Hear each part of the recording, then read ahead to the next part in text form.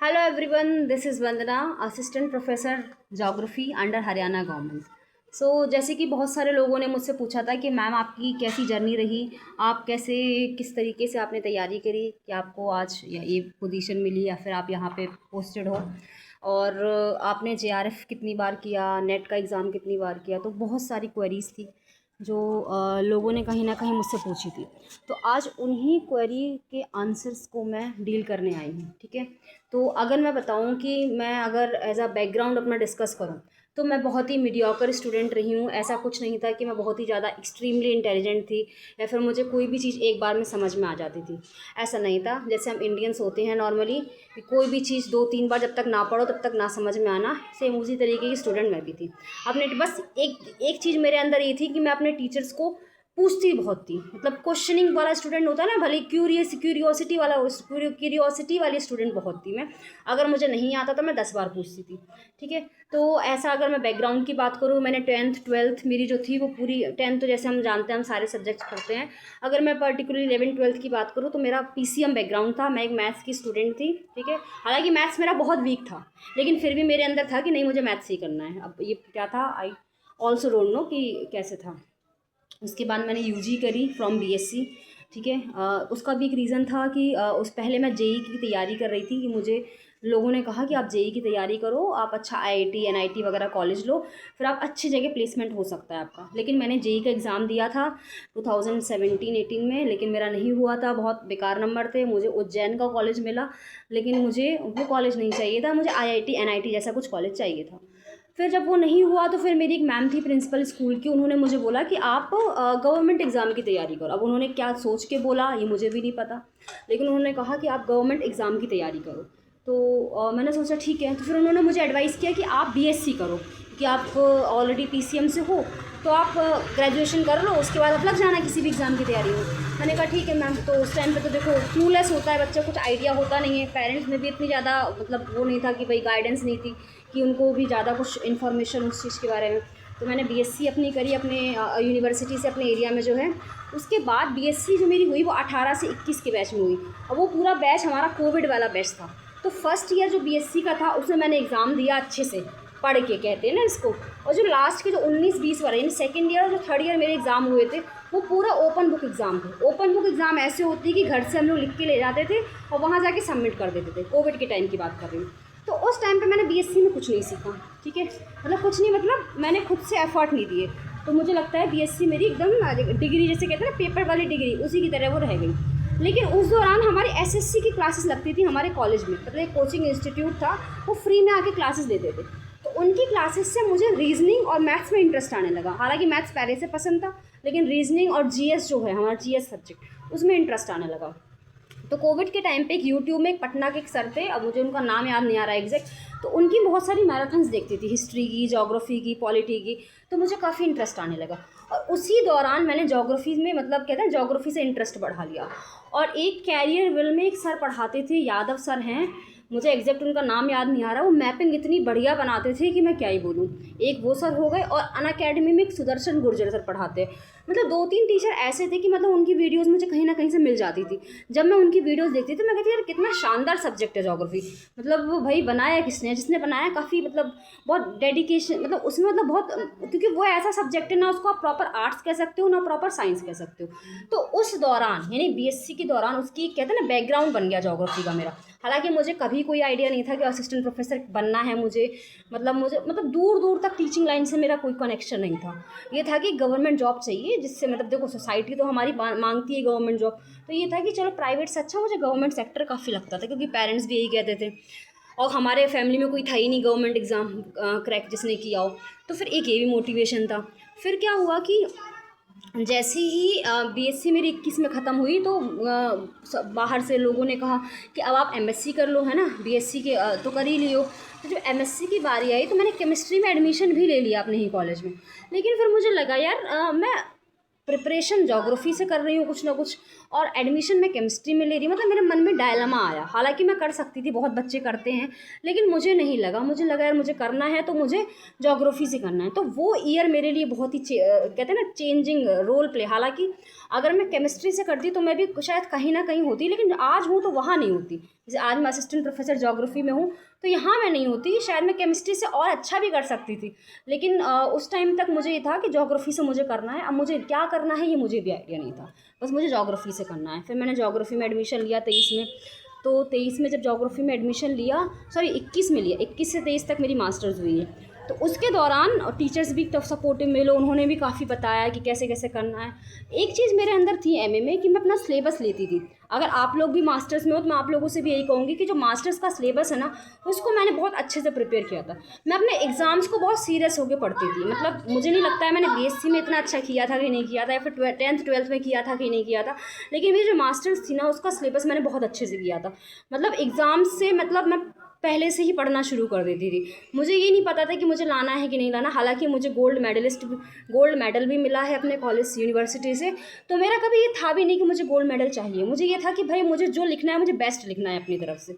बाकी फिर एमएससी जब एमए थर्ड सेम में जब हम लोग आए तो हमारे टीचर ने बताया कि नेट नाम का एक यूजीसी के द्वारा का एग्ज़ाम होता है जिससे आप गेस्ट फैकल्टी लग सकते हो। उस टाइम पे असिस्टेंट प्रोफेसर नहीं पता था, उस टाइम पे पता था गेस्ट फैकल्टी लग जाते हैं अगर आपका नेट एग्ज़ाम हो जाता है, और आपको 50,000 के करीब मंथली मिलते हैं।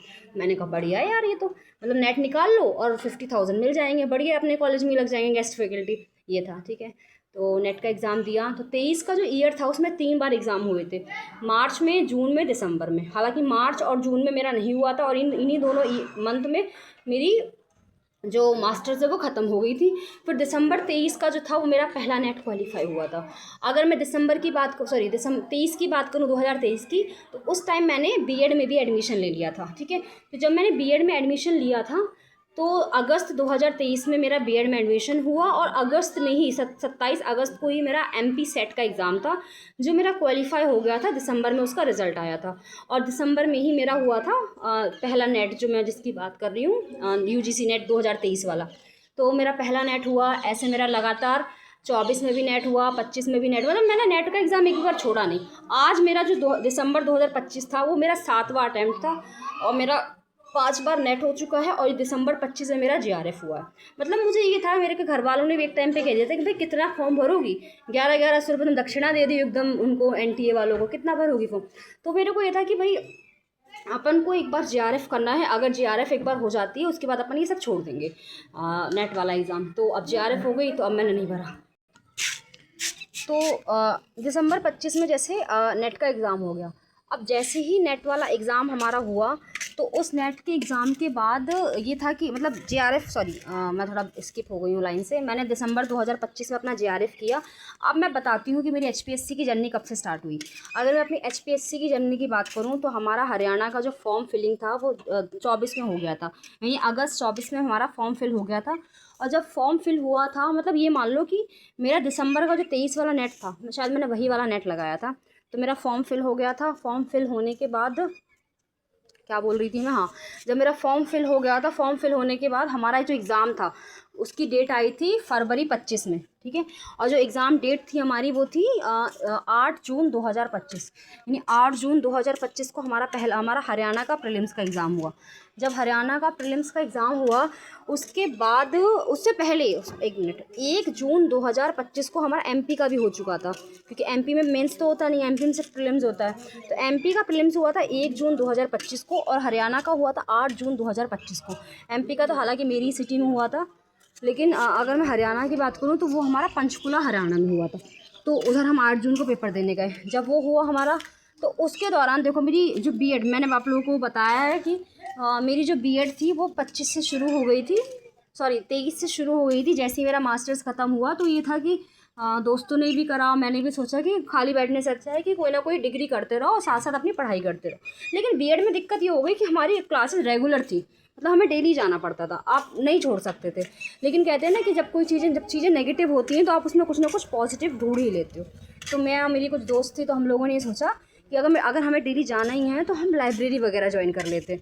तो हम लोगों ने लाइब्रेरी ज्वाइन करी, और फिर वहीं कॉलेज की लाइब्रेरी में हम लोग पढ़ते थे और हमने ऐसे ऐसे करके अपना टाइम यूटिलाइज़ किया कि बर्बाद नहीं होकर अपना समय। तो बीएड के दौरान अगर मैं कहूँ तो पूरा ये हमारी प्रिपरेशन चली। फिर जब बीएड ख़त्म हुई मई 2025 में, और 8 जून को मेरा प्रीलिम्स का फॉर्म मैंने फ़िल किया, मतलब 8 जून को मैं प्रीलिम्स देने गई 25 में। अब मेंस की बात करूँ तो मेंस मेरा हुआ था 17 अगस्त 2025 को, लेकिन वो पोस्टपोन हो गया था और वो हुआ था 13 सितंबर 2025 को। तो 17 अगस्त से 13 सितंबर का जो डेट था ना, एक 20-22 दिन का, उसमें मुझे एक टीचर मिले थे जिनका यूट्यूब चैनल है रिकॉग्निशन IAS। उन सर ने बहुत ज़्यादा गाइड किया, मतलब इतना हम लोग तो इतना परेशान कर देते थे उनको क्वेश्चन पूछ के कि क्या ही बोले, लेकिन सर ने बहुत अच्छे से गाइड किया। सर ने बहुत अच्छे से डायरेक्शन दी कि आपको अपने क्वेश्चन का स्ट्रक्चर कैसे रखना है, बॉडी कैसे रखनी है, कंक्लूजन कैसे रखना है। तो आप लोग भी अगर मीन्स की तैयारी कर रहे हो GDC वाले एग्ज़ाम के लिए, तो आप उन सर को थोड़ा बहुत देख सकते हो। एक बार मेरे कहने से देख लेना तो आपको खुद समझ में आ जाएगा, ठीक है। तो GTC का ये ऐसे मेंस की तैयारी करी। अब मेंस की जब तैयारी कर रहे थे तो ये भी तब भी डर था यार मेंस होगा कि नहीं होगा, लेकिन जब मेंस हुआ तो एक राहत मिली। और जब मेंस हुआ ना तो उसके मुझे लग रहा है 1 महीने पहले हमारा MP का प्रीलिम्स का रिज़ल्ट आ गया था। अब मुझे उम्मीद नहीं थी MP के प्रीलिम्स से, कि मेरा बॉर्डर पे मार्क्स था कुछ 136 137, लेकिन जब MP का प्रीलिम्स हो गया तो मैंने कहा MP का प्रीलिम्स हो गया, मतलब एक बार पहले भी मैं MP का फॉर्म भरी थी लेकिन प्रीलिम्स नहीं हुआ था। तो MP का जब प्रीलिम्स हो गया तो मैंने कहा चलो अब मेरे पास 2 चांसेस हैं, एक तो मुझे हरियाणा का इंटरव्यू तैयार करना है, दूसरा मुझे MP का इंटरव्यू तैयार करना है, ठीक है। तो पहले मुझे तब उस टाइम पे हरियाणा का मेंस का रिजल्ट नहीं आया था, तो मुझे लगा शायद अदर स्टेट है, शायद ना दे अपन को जॉब, है ना, या फिर कुछ हो। तो मैं MP को भी प्रिपेयर कर रही थी साथ साथ कि MP का इंटरव्यू तो तैयार करते रहो, अगर ये नहीं हुआ तो MP तो अपन को करना लेके ही जाना है। तो मेरे पास 2 ऑप्शन थे। अब दिक्कत ये हुई कि हरियाणा का मेंस का रिजल्ट हाल फटाफट आ गया तो फिर इंटरव्यू की डेट आ गई 16 फरवरी से इंटरव्यू स्टार्ट थे और 19 फरवरी को मेरा था। तो मतलब MP तो फिर पीछे रहता गया, MP का कुछ आता पता नहीं था, ना रिजल्ट का ना कुछ डेट का, कुछ समझ में नहीं आया। फिर मैंने कहा कि चलो फरवरी में हमारा HPSC का आया है, तो फरवरी में मैंने इंटरव्यू दिया और उसका रिज़ल्ट भी हाल के हाल आ गया। उसका रिज़ल्ट आया हमारा 3 मार्च 2026 होली के दिन, जिस दिन मेरा सिलेक्शन हुआ।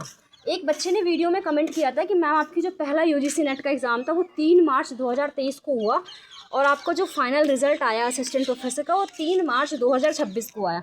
मतलब 3 तारीख मेरे लिए काफ़ी कह सकते हो कि बहुत डेस्टिनी क्रिएट करने वाली तारीख थी कि 3 साल के अंदर 23 से 26 के अंदर 3 मार्च के अंदर मेरा ये सिलेक्शन हुआ, ठीक है। थक गई मैं। अब मैं अपने MP की बात करती हूँ। तो MP का जो इंटरव्यू का डेट है वो 7 मई को आया, ठीक है। तो 7 मई को आया और 18 मई को मेरी ज्वाइनिंग थी। हालांकि MP के लिए मैं उतना ज़्यादा सीरियस नहीं थी, इसलिए नहीं थी कि मुझे लगा यार एक जगह तो मुझे सीट मिल गई है, अब दूसरी जगह मैं क्या करूँ। तो मेरा हालांकि बिल्कुल मन नहीं था, लेकिन एक दिन पहले ही मेरे घर वालों ने कहा कि अपना स्टेट है, वही कहते हैं ना पेरेंट्स वाली थिंकिंग, अपना स्टेट है वो मिल जाए तो उससे बेटर क्या है। लेकिन मैं गई, मेरा इंटरव्यू काफ़ी ठीक हुआ। अब मैं MP के इंटरव्यू पर अगली वीडियो बनाऊँगी, मेरे पास कैसे कैसे क्वेश्चन मुझसे किए गए, ठीक है। आप लोगों को भी सुन के अच्छा भी लगेगा, शायद कभी हंसी भी आए, कुछ ऐसे ऐसे क्वेश्चन भी कर देते हैं वो लोग। तो MP का इंटरव्यू भी हो गया, लेकिन उसका फाइनल रिज़ल्ट अभी आया 2-4 दिन पहले, 1 हफ़्ते पहले, लेकिन उसका मेरा सिलेक्शन नहीं हुआ। मुझे इतना ज़्यादा वो भी नहीं है कि मुझे लगा कि मैंने उसको प्रिपेयर भी उस टाइम तक के लिए छोड़ दिया था, मैं MP भी इतना ज़्यादा ध्यान नहीं देती थी। तो MP का मेरा नहीं हुआ है, तो मुझे उससे उम्मीद भी नहीं थी, क्योंकि कहते हैं ना जिसके लिए मेहनत कर रहे हैं अगर वो हमें चीज़ मिल जाती है तो अच्छी बात है, और अगर हम मेहनत नहीं कर रहे हैं फिर भी हम उस चीज़ के लिए रो रहे हैं कि नहीं हुआ हमारा, कोस रहे हैं, तो वो चीज़ अच्छी नहीं लगती मुझे। तो मैंने MP का प्रिपेयर नहीं करा, तो मैंने MP का नहीं एकदम मुझे उतना नहीं लगा, मैंने कहा ठीक है यार एक जगह हो गया अपना, बात ख़त्म। तो ये मेरी पूरी जर्नी थी, ठीक है। अब मैं बताऊं तो मेरा कोई भी ऐसा प्लान नहीं था कि मुझे असिस्टेंट प्रोफेसर बनना है। मुझे दिसंबर 2023 से पता चला, मार्च 2023 से पता चला कि नेट का एग्ज़ाम होता है और उससे हम गेस्ट फैकल्टी बनते हैं। फिर गेस्ट फैकल्टी की तैयारी करते करते कब मैं यहाँ असिस्टेंट प्रोफेसर परमानेंट पोस्ट पर आ गई, ये मुझे भी नहीं पता चला। बस मैं आप लोगों से एक चीज़ यही कहूँगी कि मैं एकदम मीडियोकर स्टूडेंट थी, जो ज़्यादातर बच्चे होते हैं। बस मेरे अंदर चीज़ ये डिफरेंट थी और उससे कि मैं अपनी प्रोसेस में कंटिन्यूस लगी रही। मुझे बहुत लोगों ने कहा कि नेट कितनी बार दोगे, तो मैंने कभी काउंटर नहीं करा। मैंने कहा ठीक है यार, जब तक मेरा JRF नहीं होगा मैं नेट दूंगी, बात ख़त्म। उसके अलावा मैं किसी से कुछ नहीं बोलती थी। तो आप लोगों को भी यही रखना है, आपको अपनी प्रोसेस में कंसिस्टेंट रहना है, ठीक है। अपनी प्रोसेस में लगी हुई रहना है, बाकी चीज़ें अपने आप आपकी बेटर होती जाएंगी। सो आपकी और भी कोई क्वेरी है तो मुझे उस पर आंसर दीजिए, आपकी कोई और भी क्वेरी है जो आप मुझसे पूछना चाहते हो, उसका आप कमेंट पर मुझे क्वेश्चन पूछ सकते हो, या फिर आप मुझसे कुछ और भी पूछना चाहते हो जिस पर मैं वीडियो बनाऊं, या फिर जो आपकी क्यूरियोसिटी है मुझे लेके, मेरी प्रिपरेशन को लेके, वो आप पूछ सकते हो। So thank you so much and all the best.